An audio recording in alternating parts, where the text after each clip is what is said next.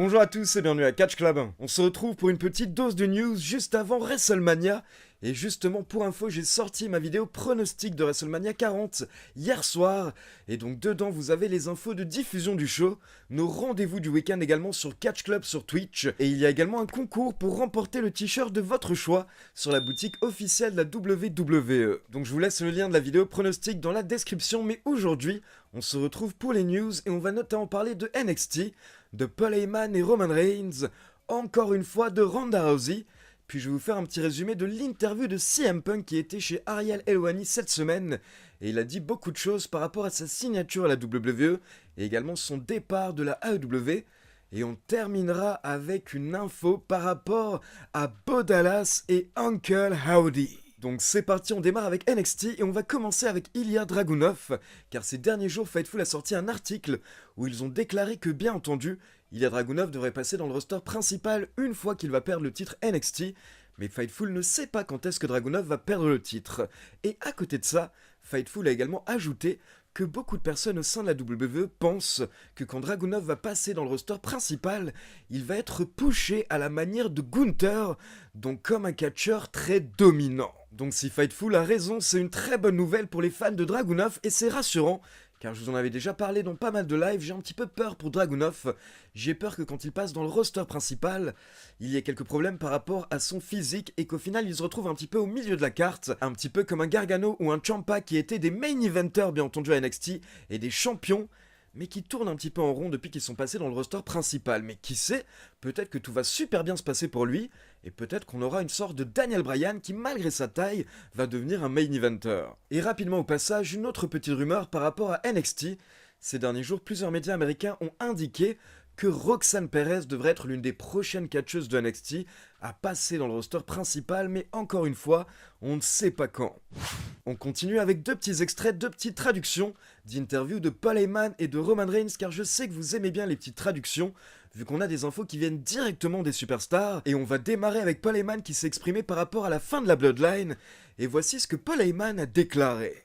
Je pense que je peux vous dire que la fin de l'histoire de la Bloodline a déjà été réécrite plusieurs fois parce que le monde a changé depuis le lancement de l'histoire. Donc ce qui au départ était une vision claire de ce qui devait se passer il y a 4 ans a changé petit à petit, non seulement à cause de la réaction et l'investissement des fans dans les personnages et dans l'histoire, mais également tout simplement parce que le monde changeait, parce que la société, la pop culture et la culture du sport ont changé ces dernières années. Et maintenant, nous pouvons voir que cette trajectoire sur laquelle nous sommes va nous mener encore plus loin qu'on ne le pensait au départ. Donc j'ai trouvé cet extrait très intéressant pour tous ceux qui pensent qu'il y a clairement un plan pour la fin de la Bloodline.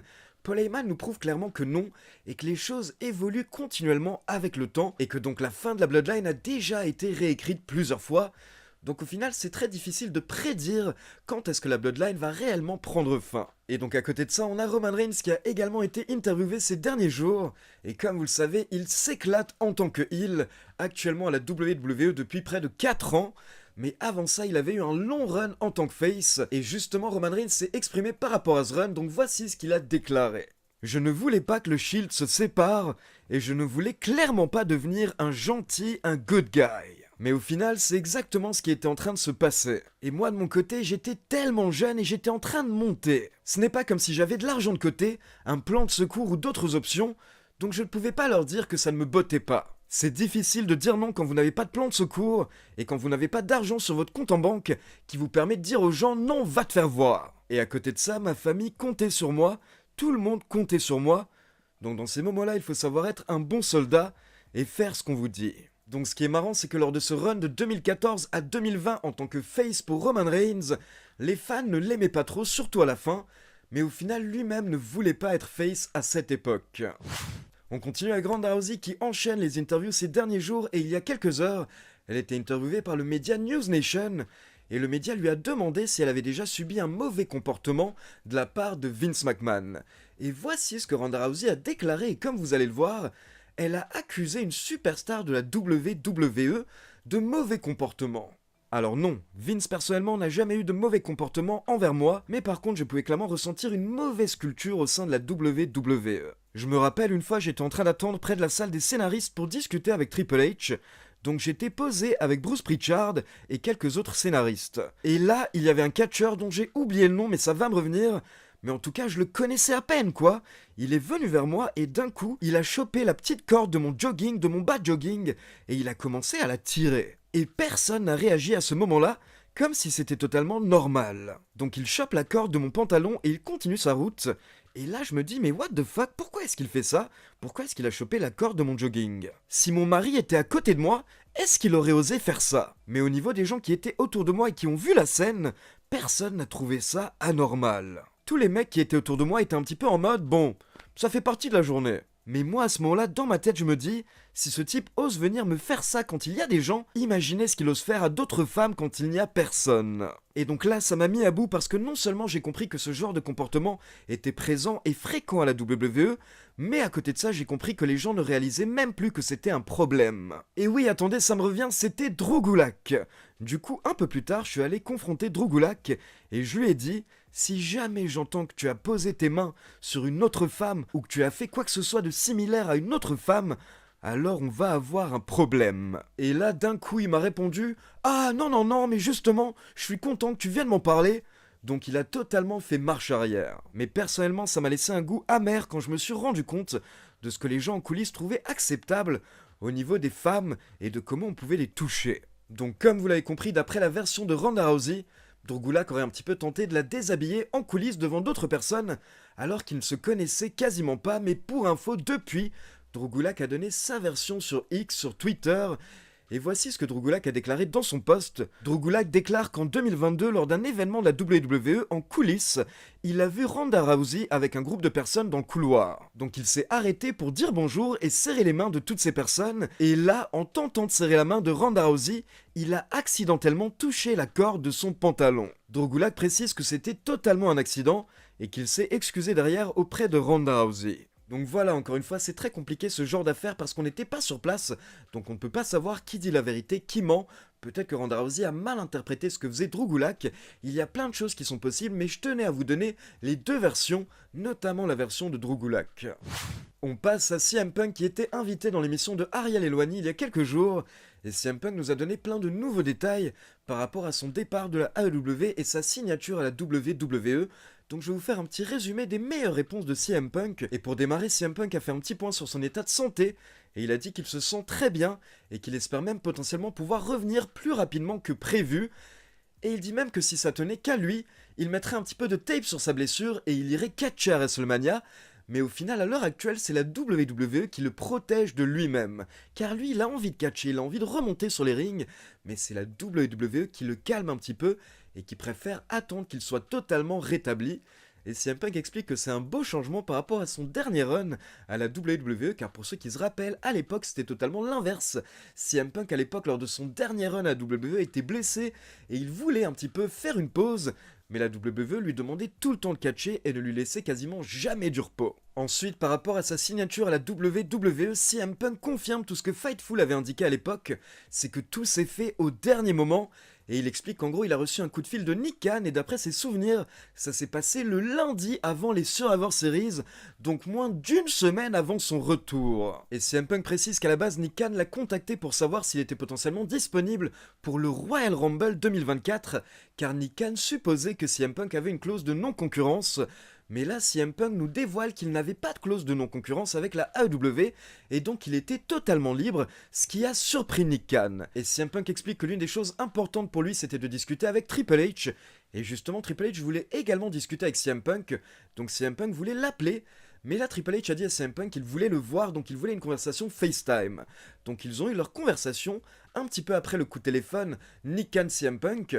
Et là, en gros, CM Punk explique qu'ils ont eu une longue conversation, ils ont parlé de plein de choses différentes, et ils ont enterré la hache de guerre, ils ont fait la paix par rapport à toutes leurs tensions passées, ils ont tourné la page, et du coup, c'est là que les choses sont vraiment accélérées. CM Punk s'est retrouvé au Survivor Series le week-end suivant, et pour info, il précise qu'il a bien signé son contrat avec la WWE le jour même, juste avant de faire son apparition lors des Survivor Series, et que jusqu'à ce moment-là, il n'y avait que Triple H, Nick Khan, la femme de CM Punk, AJ Lee, et les avocats de la WWE et de CM Punk qui étaient au courant que CM Punk allait signer, donc personne d'autre n'était au courant, les superstars ne le savaient réellement pas, d'après CM Punk. Et CM Punk ajoute tout de même qu'il avait également prévenu sa famille au dernier moment quand il se rendait vers l'arène des Survivor Series. Mais donc CM Punk précise bien que plusieurs semaines avant son retour, quand il y avait des petits indices de la part de Corey Graves ou encore Shinsuke Nakamura qui portait le Go to Sleep, et bien à ce moment-là il n'y avait pas de discussion entre CM Punk et la WWE, donc c'était simplement les superstars de la WWE qui s'amusaient en fait, et ils ne savaient absolument pas que CM Punk allait revenir, car CM Punk lui-même ne le savait pas. Puis CM Punk a bien confirmé qu'à la base ces dernières semaines, les plans étaient qu'il affronte Seth Rollins pour le titre World Heavyweight à WrestleMania, mais au final ça a été annulé à cause de sa blessure. Et pour info, Seth Rollins l'a également confirmé il y a quelques jours dans une autre interview. Puis derrière, CM Punk passe à la AEW et il nous parle de son embrouille avec Jack Perry, qui a mené justement à sa suspension et son départ. Donc là, CM Punk nous explique comment tout a commencé et il explique qu'il y a plusieurs mois, lors d'un show télé en coulisses, d'un coup Tony Schiavone est venu le voir parce qu'il y avait un problème avec Jack Perry. Et à la base, CM Punk ne voulait pas s'en mêler parce que justement il ne voulait pas avoir de conflit en coulisses, mais vraiment Tony Schiavone a insisté en disant que Jack Perry n'écoutait personne. Donc CM Punk allait voir ce qui se passait, et en gros Jack Perry voulait faire un angle où il allait briser la vitre d'une voiture avec un bâton, avec un bout de métal, mais le problème c'est que c'était une voiture de location, donc tout le monde est en train de lui expliquer qu'il ne pouvait pas briser la vitre d'une voiture de location. Sauf qu'apparemment d'après CM Punk, Jack Perry ne voulait pas comprendre, et il répondait assez mal aux gens. Du coup, CM Punk a été obligé d'intervenir et il a expliqué à Jack Perry que si tu veux, tu fais ça, mais pas à mon show, pas lors de AEW Collision. Car CM Punk explique que si un catcheur brise la fenêtre d'une voiture de location et qu'ensuite il la rend, bah forcément les boîtes de location ne seront pas contentes et derrière, elles seront réticentes à louer des voitures à des catcheurs et c'est déjà arrivé dans le passé, donc c'est une situation tout simplement que CM Punk veut éviter pour le reste des catcheurs. Et là, CM Punk nous dit que quand il a discuté avec Jack Perry avait l'air de comprendre la situation, mais derrière, il s'est passé ce qui s'est passé à All In.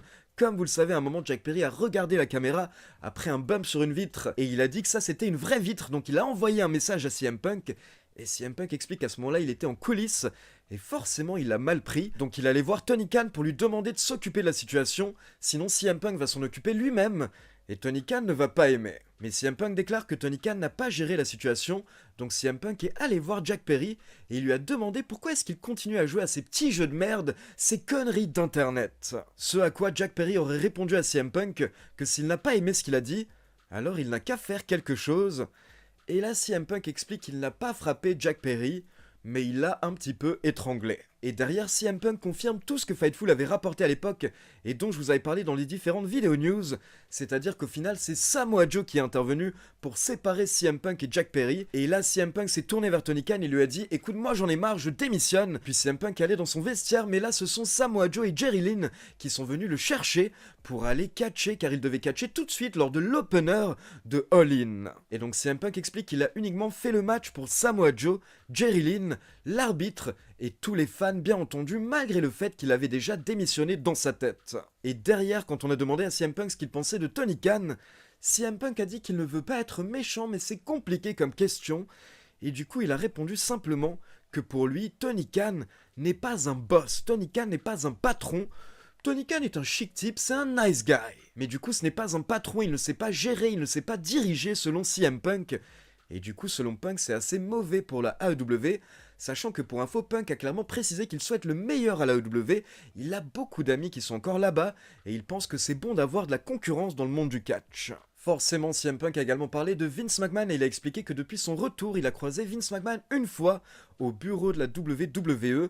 Vince se préparait pour faire une séance de musculation et il a dit à CM Punk qu'ils discuteront plus tard, mais au final, ils ne se sont jamais revus. Et CM Punk précise qu'il a lu une partie des accusations contre Vince et surtout les SMS, les messages qui sont dans la plainte, et donc il dit que c'est totalement indéfendable tout simplement, et à côté de ça, il est étonné par le fait que Vince ait été aussi stupide au point de laisser des traces par écrit, et donc de laisser des messages. Et CM Punk nous dit qu'à l'heure actuelle, tout le monde devrait concentrer son énergie pour tenter de réparer les choses, et il ne faut pas oublier qu'il y a des victimes dans l'affaire. Et encore deux petites infos, d'abord CM Punk a précisé qu'il a failli revenir plusieurs fois à la WWE ces dernières années, notamment avant le Covid, avant le confinement, et il y avait un moment où il était vraiment très proche d'un retour, il avait même serré la main d'un officiel de la WWE, mais au final, ça ne s'était pas fait au dernier moment, pour une raison qu'il ne nous donne pas. Et pour finir, parce que je sais que ça vous intéresse, CM Punk a déclaré qu'il ne pense pas que AJ Lee va effectuer son retour un jour, mais il précise tout de même que la porte est ouverte et qu'il espère qu'elle reviendra sur les rings un jour. Donc il ne pense pas, mais en soi apparemment c'est pas totalement mort. Et donc on termine avec la grosse news de la semaine qui a beaucoup fait parler car pour info, le 1er avril, la WWE a sorti un documentaire en hommage à la vie et à la carrière de Bray Wyatt. Et donc dans le documentaire qui est sorti sur Peacock, vous avez plein de petites interviews de la part des superstars de la WWE et également plusieurs membres de la famille de Bray Wyatt. Et pendant le documentaire, on voit énormément Bo Dallas. Puis à la fin du documentaire, d'un coup, une fois qu'on pense que le documentaire est terminé, vous avez une lanterne qui apparaît à l'écran. Et là, au bout de quelques secondes, derrière, vous avez l'apparition de Uncle Howdy. Et du coup, les fans se demandaient si cette vidéo avait été placée au hasard ou s'il y avait une signification.